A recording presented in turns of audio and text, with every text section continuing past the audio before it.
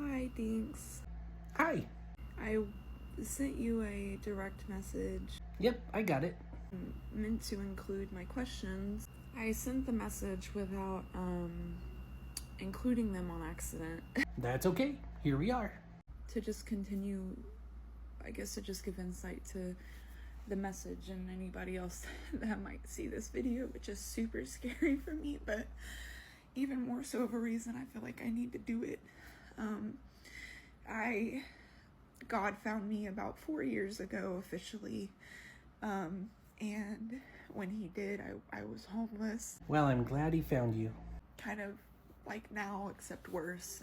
I was staying in a half tent in Austin. Usually when we are at our lowest is when we need him most. Shortly after, God blessed me with a job at a career that really elevated and exposed the talents that he's bestowed on me. Well, that's awesome. For about a month, almost a month and a half now, I've been, on fire for the Lord.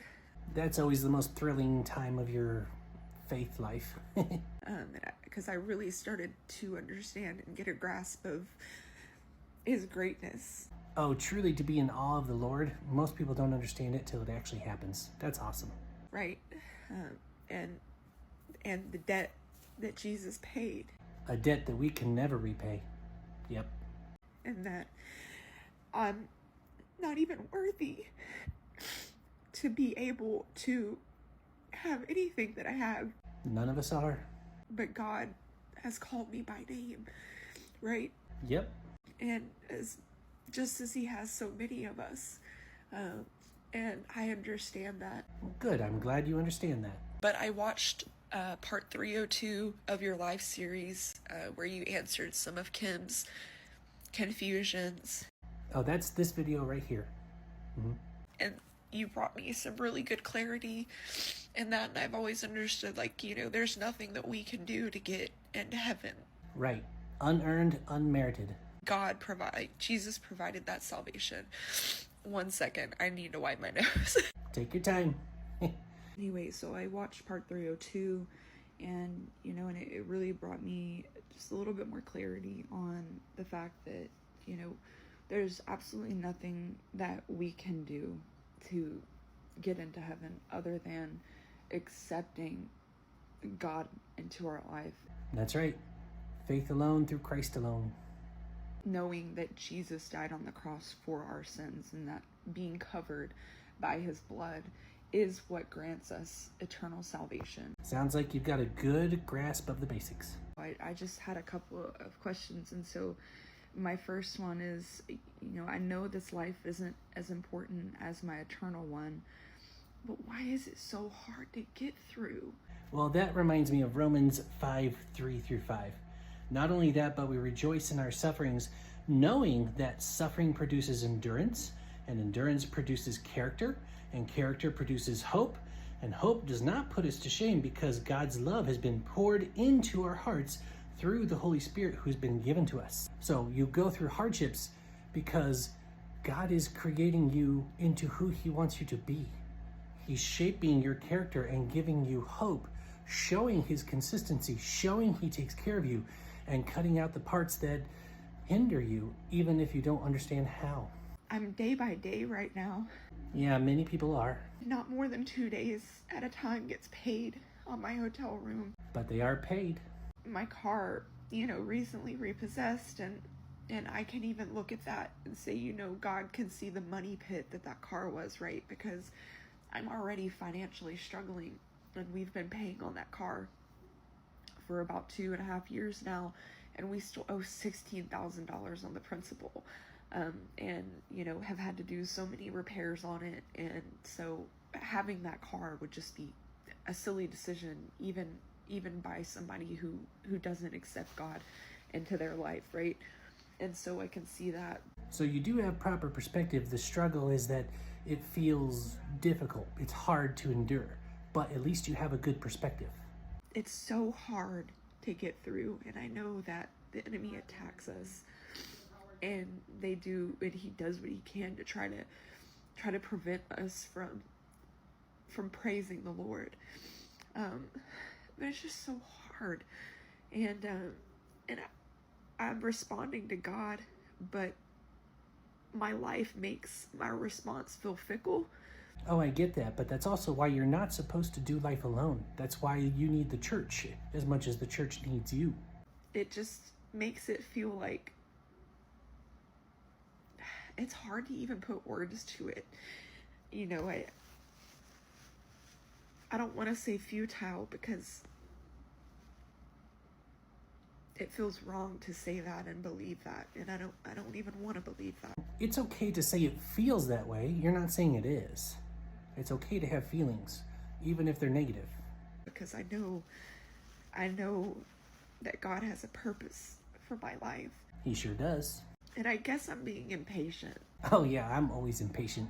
And I feel like the Lord has been trying to teach me patience for so long. Well, I hope you appreciate the irony in your statement there. And apparently I have a lot of impatience in me. Yeah, well, either that or we're just both very hard-headed on learning patience. And then if he doesn't expect me to succeed all the time, why does it seem like I'm being punished for my failures? Well, the Bible's clear in this passage that God does chasten those whom he loves. So it could be a chastening, but it could also be a season of endurance. Look, God is building in you a testimony of his greatness, and that should give you hope that there is an end to it. Even if the end is the next life, you will still, when you get there, say, "Blessed be the name of the Lord," because then you'll have a better understanding. Paul, in this passage, says the things of God, understanding why in this life, is like looking in a dim mirror where you can't quite see everything just right. When you get there, you'll know everything. It's the difference between looking in a bad mirror and seeing someone face to face. That's how he puts it. And so when you get there, even if you don't understand on this side of heaven, you will understand then. And so at least then you will have a praise to give of what God has done. It'll all make sense then. Even in that, I have an understanding that there are things that I've failed on in life and decisions that I've made with my free will that have established lies, right, in my heart. Oh, we can always fool ourselves, yeah. And God has to tear that down, right? Yes, absolutely. You know, the skit guys, if you're familiar with them, they made a great skit about God chiseling a man, and every time he chiseled away from him, it hurt. But he was crafting him into who he needed to be. So yes, he does have to tear down the lies that are in your heart to build the truth in there. To quote Yoda, you must unlearn what you have learned. And he has to renew me, right? To a certain degree, yes. Your spirit is his. It belongs to him. And one day your body will be renewed and you will get that perfect body in the resurrection. Now, your soul, which is who you are, not what you are, that's your mind, your emotions, your likes, your dislikes, your personality, all that. Your soul is being renewed constantly in this process of renewing. We are sanctified and yet being sanctified. There is a fact of it, but there's also a process of it. So yes, he is renewing you. You are right. I think I'm looking at it wrong. I feel like I'm looking at it as punishment on my harder days. We all have days where it feels like that, yeah. Because there are days that I have where, I'm completely fine with what I'm going through. Like, I'm okay with it because, I've made decisions in my life based on my own understanding, and that is why they ultimately fail. Absolutely. Lean not on your own understanding, but in all your ways acknowledge him, and he will make your paths straight. That means easy to figure out. Is he cleaning up my mess and it feels like I'm being punished? Well, he certainly does clean up your mess. That was the point of the foot washing of the disciples. He was saying, you're already clean, but I'm going to clean up the mess that you walk through. But it's not a punishment. It's just a process. That ties into the last question and something that I said, like, while he is cleaning up my mess and releasing me of my worldly understandings and the lies that the world has placed in my heart, is that why it feels like punishment? Because I'm having to, because those parts of me are dying? Is that why it's so hard? It feels like punishment because of the programming you've gone through in this world. In our Western culture, we've been taught that anything negative is a bad thing. But not all negatives are a bad thing. Sometimes you have to go through pain to get to the better place.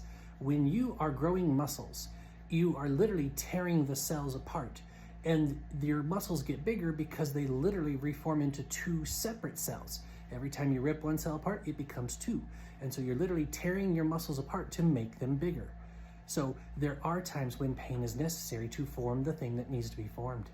But our culture says, if you don't enjoy it, it's bad. No, that's not true.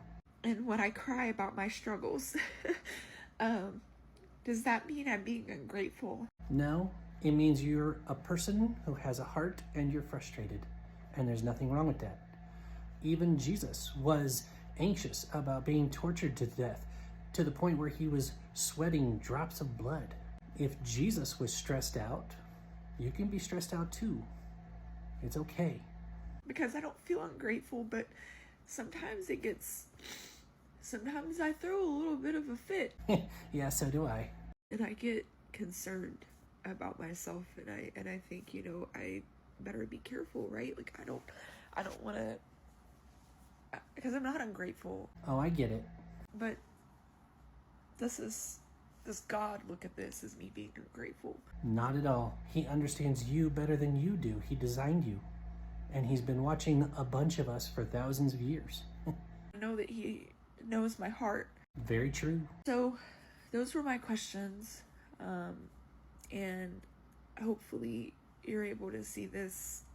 I'm sure you will, because your pages are all about answering questions for people who are struggling in the faith, or even people who are not in the faith yet and just want to know, right?